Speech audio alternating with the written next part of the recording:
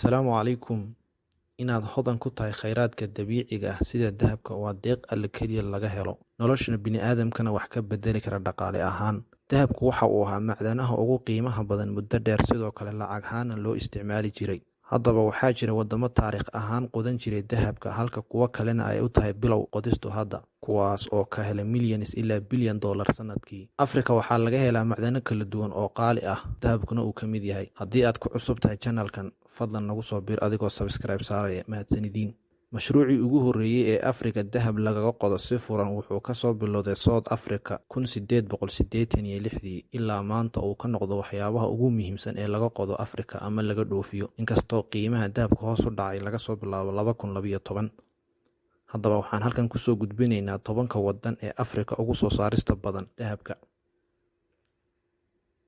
Nambarka 10aad, waddanka Guinea. Waddankan wuxuu soo saaraa sanadkii 27 tan oo dahab ah, waxaana aad looga helaa qaybta sare ee Niger Basin iyo Sanguri ee waqooyi bari. waddankaas wuxuu leeyahay kayd lagu qiyaaso 700 tan oo dahab ah. Dahabku wuxuu noqday badeecad muhiim u ah waddankan marka laga hadlayo waxyaabaha uu dibadda u dhoofiyo, waxaana kordhay shirkadaha maalgashiga ku sameynaya sektarka macdanta, gaar ahaan qodida dahabka. Nambarka 9aad, Zimbabwe. Wuxuu soo saaraa sanadkii 38 tan oo dahab ah.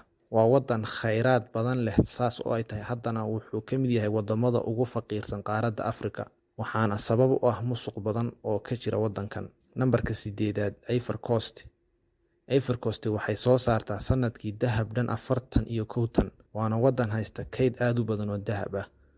Waa waddanka ugu horeeya ee soo saara coca. Wuxuu hiigsanayaa inuu ballaadhiyo ilaha dakhliga waddankan, kaas oo qorshihiisa 2025 ka dhigtay inuu soo saaro 50 tan oo dahab sanadkii.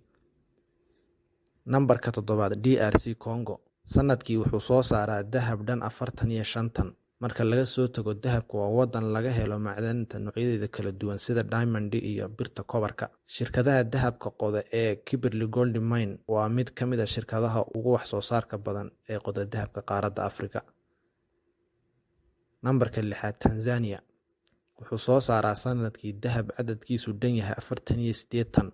Sidoo kale wuxuu ka mid yahay wadamada ugu badan ee soo saara macdanta Tanzanite.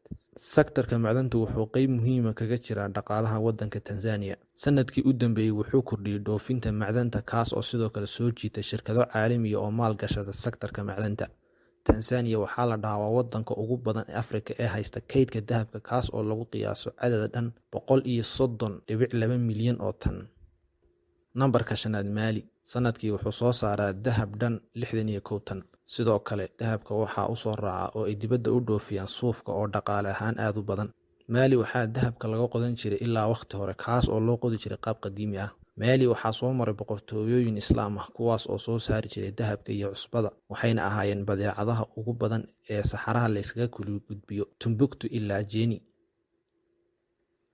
Nambarka 4aad, Burkina Faso. Wuxuu soo saaraa dahab dhan 62 tan sanadkii, kaas oo ka dhigaya waddanka afraad ee Afrika soo saara dahabka ugu badan. Dhaqaalaha waddankana qayb weyn ayuu kaga jiraa. Ilaa 6 shirkadood oo dahabka qoda ayaa ka jira Burkina Faso. Sidoo kale 15 goobood baa la soo ogaaday inay leeyihiin kayd dahab oo aad u ballaaran. Nambarka 3aad, Suudaan.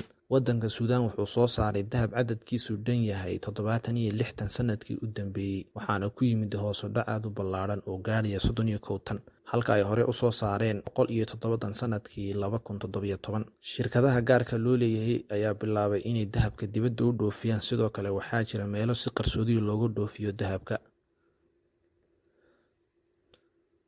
Nambarka 2aad, South Africa. Waddanka South Africa wuxuu soo saaraa 118 tan sanadkii. Waxay ka mid ahayd sanado badan wadamada dahabka ugu badan soo saara, inkastoo hoos u dhac jiro sanadahan dambe sababo jira awgood. South Africa waxaa ku yaala mid ka mid ah godadka ugu dheer caalamka ee dhulka hoostiisa, kaas oo dahab laga qodo dhererkiisuna yahay 2.5 mayl.